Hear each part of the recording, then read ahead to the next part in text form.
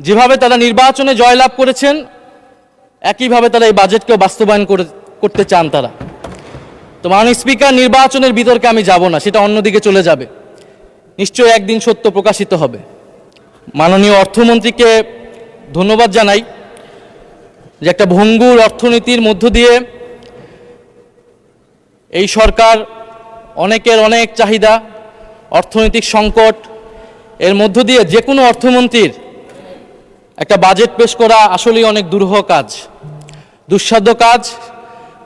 এবং মাননীয় অর্থমন্ত্রীর বাজেট বক্তব্যটা অত্যন্ত সুলিখিত হয়েছে, 234 পৃষ্ঠার বক্তব্য। সেটার জন্য মাননীয় অর্থমন্ত্রীকে আমি প্রথমত ধন্যবাদ জানাই। মাননীয় স্পিকার, প্রশংসা দিয়ে শুরু করলাম।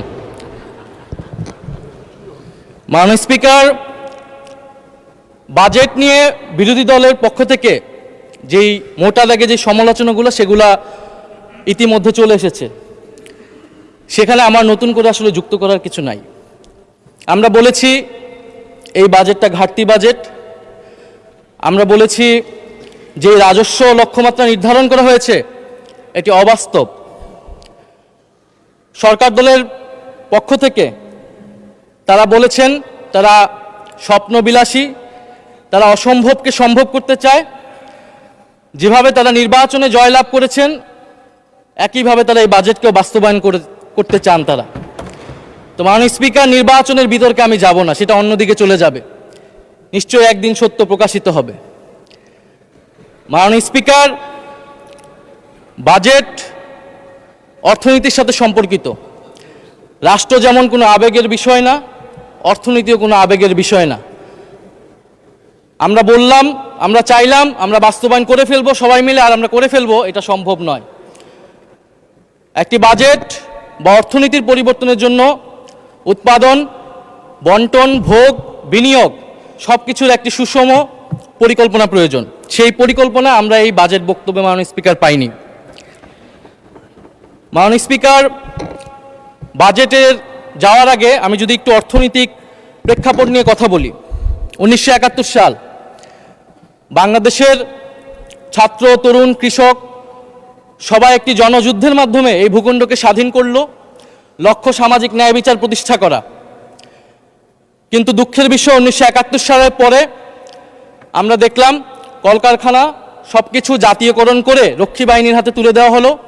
আওয়ামী লীগের নেতাকর্মীরা সব কিছু দলীয়করণ করলো, ভোগ দখল করলো।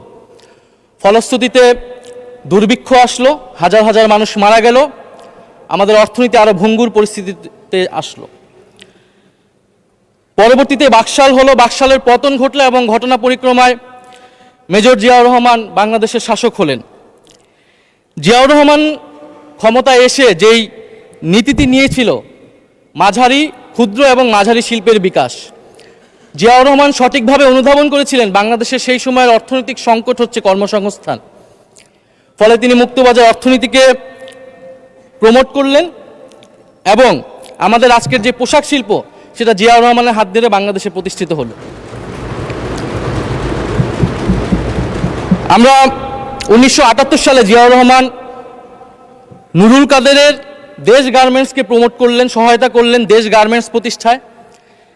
সাউথ কোরিয়ার দাইইউ নামক একটি কোম্পানির সাথে চুক্তি করে এদেশের উদ্যোক্তাদের, পোশাক শিল্পের উদ্যোক্তাদের প্রশিক্ষিত করলেন এবং এর মাধ্যমে কয়েকশো শিল্প কারখানা তৈরি হলো, মাঝারি শিল্পের বিকাশ হলো এবং দেশে কর্মসংস্থান তৈরি হলো। মাননীয় স্পিকার, আমাদের দেশে বর্তমান যে সংকট, কর্মসংস্থানের সংকট, আমাদেরকে জিয়াউর রহমানের মতো এই ধরনের একটা নীতি বা পরিকল্পনা অনুসরণ করা প্রয়োজন ছিল মাননীয় স্পিকার।